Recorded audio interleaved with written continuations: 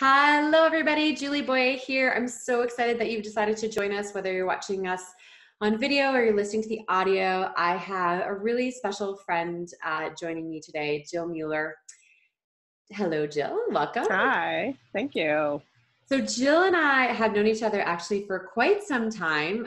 We met back in university at McMaster in Hamilton, and we lost touch for a number of years, but then randomly reconnected at a health fair, which of course we both know is not random. Ended up, we were living like almost in the same neighborhood. And, Jill and I have been through a lot of the same challenges around fertility and all of these things. And Jill actually, when we met, we studied kinesiology together, but she went on to be a physio. And now she has a focus specifically on pelvic health and wellness and awareness and understanding for women. So I really wanted to connect with you, Jill, because I feel like these are topics that A, women aren't really talking about, and B, I do think this is all really connected to self-love. So if you could just sort of fill in the gaps in the story that I've just shared and kind of tell us how you got to where you are today. Yeah. So as Julie mentioned, I had a 10-year fertility challenge, and I don't like the word infertility personally. It sounds so permanent, which is interesting, but I also have endometriosis. I had a laparoscopy to diagnose that. And that was one of the struggles. I have an abnormal shaped uterus, blah, blah, blah. But one thing that led me to pelvic health, once we decided to wrap up trying to conceive, I do have a child now. So we tried afterwards as well, but there just became a point where I needed to move on. And I thought, you know what, you could either move on and continue your own life, or I really reflected and wanted to share what I learned about myself with people. And I thought, how can I best do that? And so that's really what got me into pelvic health. I really wanted to help women with mechanical fertility issues, which just basically means if there's a fascial restriction or anything that's contributing to, we would never really know without doing an assessment. But then I got into pelvic health not just with fertility, but on a grander scheme, and like I treat men as well. But one theme that I did find was that the mystery of the pelvis and the reproductive system and the urinary system and the bowels, and that mystery was disturbing for a lot of people. And there's a lot of emotion hung up in that area, and a lot of shame. Yeah. And so self-compassion and self-love is definitely a massive theme that I try and instill with my clients. What I love about you, Jill, is that you're always learning. You're always taking a course. You're always reading a new book. I remember, you were like, oh, look, my book on urogenital health just arrived. I'm like, you're so like, you're posting, but this is what I love, is that you're talking about things that are like secret and hidden. And that's where the emotion gets trapped too, is like, we're not comfortable talking about this. We're not comfortable saying, yes, I have endometriosis, and yes, I had trouble conceiving. And you and I are actually like, we are in the exception. Yeah. To have children. Like that's a huge gift that we both have. And we both are blessed with one child, and we both struggled to, we kind of both went through our journey after that one was what we were going to be blessed with. I even remember like years ago, you even sharing with me about like tracking your fertility and all these things that like we didn't even talk about or learn about. So tell me a little bit about, how you're working with your clients today. Like do you focus on like mechanical stuff alone? Do you have those conversations with because you've been through this yourself, that must make you a little bit of a different practitioner than someone else who's kind of like, I'm treating this mechanical thing, but I don't necessarily understand what they're going through. How does that affect the way that you work with your clients? I've really changed the way I practice. I find the best and most important thing to do is listen to the client's story. And I've sort of changed my language around, using patient as well, because it sounds so prescriptive. Whereas if they're a client, I'm more of a coach, and I might use it interspersed, but I'm really trying to move away from that. So the first thing I do is let them tell their story. And if they need to tell their story for that entire hour, I might at one point just say, I thank you for sharing your story. And it seems like that's an important part of the healing process. I would love to continue with that. We can do that today, or we can do that next day. I'm going to leave that up to you, because I don't want them to leave if they come in with the expectation of having a physical assessment, right, and they leave and then they're disappointed. So I sort of interrupt and let them decide. And there are times where they want to talk that entire hour, and I am so humbled that they feel comfortable doing that. It is quite an honor. So that is a big, big, big start to their healing process. Unfortunately, the medical system does not allow them the time to do that. And so I do have an hour, the first appointment and the second appointment, to be able to really be thorough with them. And I find that instills a good therapeutic alliance where they feel comfortable with me in moving forward. That's the first step.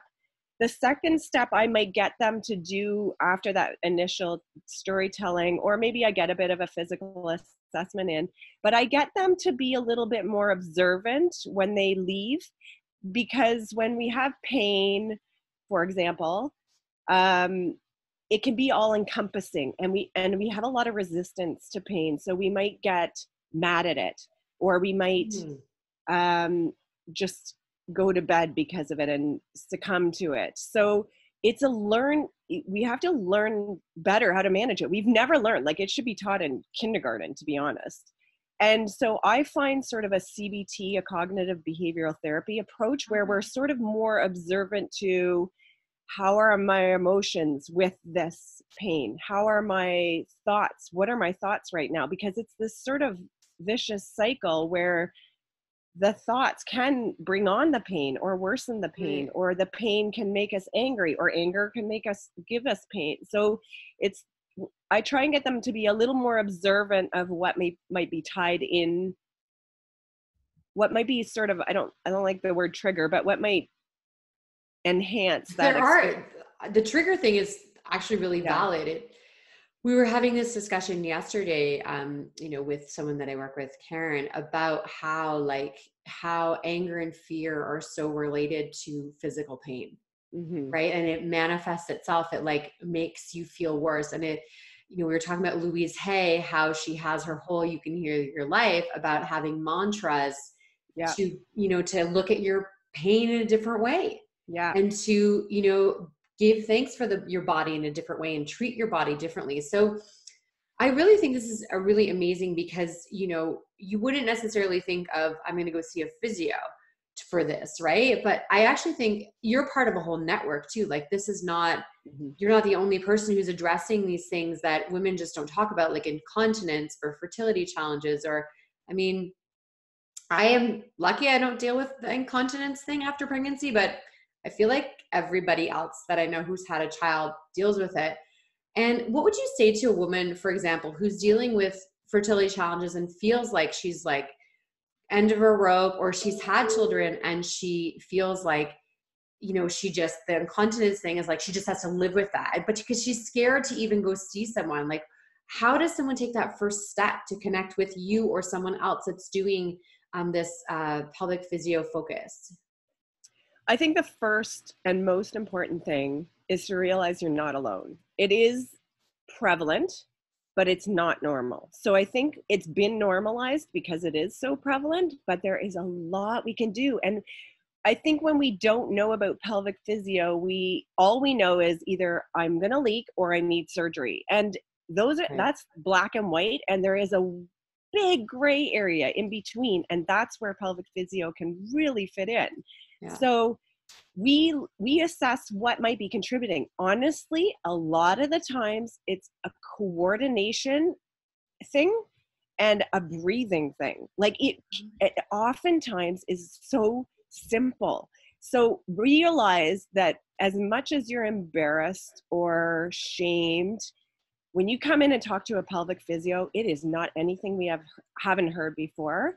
So you can divulge all sorts of stuff like pain with intercourse and the slippery slope that entails around a relationship. And so, you might come in with leaking when you cough, sneeze, jump, but when we start to dive into more questions, there's usually something else, which is fine because it can all be addressed. And sometimes it is really, really simple and can be fixed. I've had people who've said, why did I not come 8 years ago? And they're so mad at themselves. And I'm like, okay, well, don't be mad at yourself. Of Like course. that. Just, yeah. We're talking about self-love here. So we don't want to be angry with ourselves for waiting so long. Yeah. You're here now. You're here now. And, I think we want to make sure, like, we're going to make sure, because you have a link that you just shared, actually, I think today or yesterday, about where to find someone in your area. Yeah. Which I think, because obviously this is not going to be just local to, the Burlington, Oakville area that you're in. And, but I want to get back to the whole thing about, like, how does this connect to self-love? And it's like what you said, it's like, we don't even know. Sometimes we just don't even know that we can take care of ourselves in this way. Like, we're just not even aware. And one of the reasons I invited you to connect is because you're open to having frank conversations about stuff that makes people really, really uncomfortable. You've allowed me to heal in different ways and to look for different solutions and to really address and say, like, I'm important enough that this needs to be taken care of. So if you kind of look at your work through the eyes of how is this, like, why would a woman come in looking for self-love and compassion to work with someone like you? How does that connect?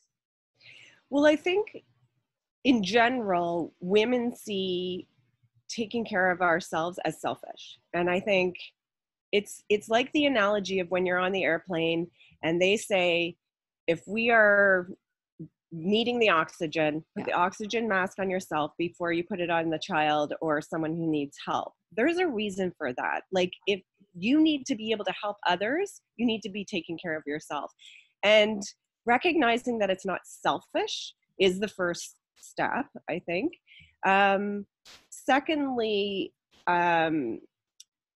because it takes time. You know what? That's the thing, is like, it takes time for me to go to an appointment and to take care of these, and I can just live with it. But then you see the other side, which is like, a woman's like, oh my goodness, why didn't I just do this before? That's the thing. It may not be as big of a time devotion as you're anticipating.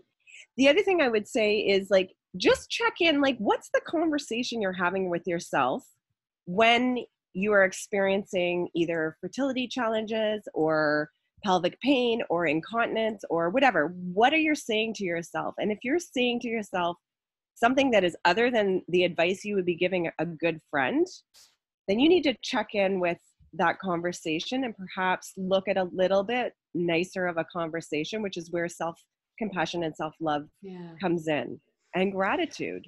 I mean, really, it's all kind of tied in. I think the first step is to be mindful of what that conversation is. Mindful. I think I kind of often will step back. If I have a symptom, I will step back and say, because a lot of symptoms are tied around stress as well. So if we can step back and say, what's going on in my life right now? How am I feeling? Am I really busy? What are my thoughts? Like, just kind of assessing a few things. And physically, what did I do yesterday? But it might not always be tied into physical, right? So being observant, being mindful of those things, try not to be judgmental, which is what mindfulness means. Just observing. Secondly, check in. What is that self-talk that I'm having and that conversation that I'm having with myself? And can I be a little bit more compassionate and change that conversation? And then thirdly, recognizing that you aren't alone. That's a big thing. That sense of community and like knowing that you're not isolated. That I find as a common theme as well. Women think there's other people that are out there that have this, and I'm like, God, hang out with me all day. Yes. You will see. But it's true, because it's these conversations that you feel like you're the only one who's really struggling. And I think we're getting better in this age of social media where people are sharing their story, their authentic stories. Women, because women are the ones, like you and I are both on Instagram. Like we see women like sharing their stories and struggles with endometriosis, with body image, with all these things. I mean, Rachel Hollis talks about, you know, peeing her pants when jumping on the trampoline in the first paragraph of her first book. I mean, that, you know, and we kind of make a joke and a light of it, but it's like, actually, it's not funny to like have to deal with this every day. And to have people like you who are like, we can actually help you with this. And it's not about, it's like you said, it's not black or white. It's not suffer or surgery. There's like a whole thing we can do in the middle. And I think too, I think being cautious when we are on social, what I love about what you post on Instagram. What's your Instagram handle as I'm talking about your Instagram? At Jill Mueller PT. Mueller. Thank you. And it's on the screen if you're watching the video, but Jill spelled it for the audio. Thank you. And then we'll post it. But what I love is that you address these uncomfortable topics, but not in a way that's you're talking about complaints and pain and negativity. You're like, if you're suffering, here's something you can do. Here's a book that I read that worked for me. Here's a way you can connect with someone who can help you. And I think that conversation in social media really helps like all of us feel better about self-love and kindness when we're following people that are offering solutions, but that they've struggled. Yeah. It's like, it's not, you're not just like standing up and preaching about this. Your work came from a personal struggle and a personal story. And I think that's what makes it so powerful. You know, when we talked, I was saying how much I missed seeing you as a friend, but also, you know, as a client, because you're a very intuitive practitioner. And I think that that's what makes your work really, you know, just at a different level. Like you're really listening with your, you know, with our whole body, you're listening to our words, but you're also listening to our body and finding what's going on. So I think that's really special about some of the work that you do. Yeah, well, thank you. To tell you how much I'm pretty passionate about it. Yeah, you're definitely passionate about it. And I've known you for a long time, and you're even more passionate about it now, which is really great. So, as we wrap things up, if you were to encourage those that are watching or listening to start one new habit or make one change after listening to us, what would that be for you? I would definitely say check in with how you're speaking with yourself and then change that language as if you're speaking to your child or someone you really love. What would be the advice you would give somebody who's exactly in the situation you're in? And start to talk to yourself that way. It's big, it's powerful, it increases resilience. Jill, that sounds so easy, but we all know how hard it is, but it's such a good reminder. Well, I have a resource. Oh yeah, show me the resource. Yeah. So Kristen Neff is the researcher. I'm big on research too. Yeah. So Kristen Neff is a researcher in this area, probably the biggest in the world. And she's designed an easy workbook for people who are having challenges with this. And she also has some some meditations on her website, which we will add to the show notes. Yes, for sure. And like, you could probably Google Kristen Neff. It's something about self-compassion. You just put Kristen Neff self-compassion, it'll come up. But she has some great meditations to listen to.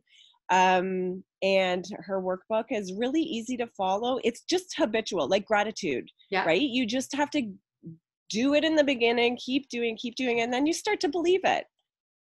You do. And I also want to encourage women or even men who are listening and are any of these symptoms that are happening that you shared and they're embarrassed about or they're feeling shame. I really encourage you to find a pelvic practitioner in your area and take the action and make an appointment and start. It may not be the solution for you, but you got to start somewhere. And you might just heard something and it might have, been like, oh, wait, someone can help me with that. Like, I just really hope you'll actually take some action and do something and take the steps, because you could be that client who says, I wish I just called you 8 years ago. But today, you can only plant a tree. Of course, the best time to plant a tree is 20 years ago or today. So just do that action today. Instagram, we know where to find you. You have a website as well. So I have a personal website. It's jillmueller.ca, Yeah. www. In case you don't know what that In means. case you don't know what the means. Yeah, that's And then my my work email or work website is, it's Healthy Balance Physiotherapy and Wellness. So it's hbpw.ca. Okay, so you shortened Yeah. it all, super easy. Yeah. And I know that, you know, it's not easy for everybody to travel, but if you're in the area, if you're like within even a half-hour drive of Jill or even an hour drive of Jill, I know you have people that drive a long way to see you, Yeah. right? So Yeah. because it's worth it, because Jill is a wonderful practitioner, but Or get in touch with me and I can, people can email me and I can refer them. So well, if they you can want to, message you on Instagram, direct yeah, message you. yeah, DM That's me an easy on, way. yeah, And then you can connect with a practitioner that you know as yeah. well. Because the last thing we want is someone to be like, well, I don't live anywhere near Jill. Of like, take the action.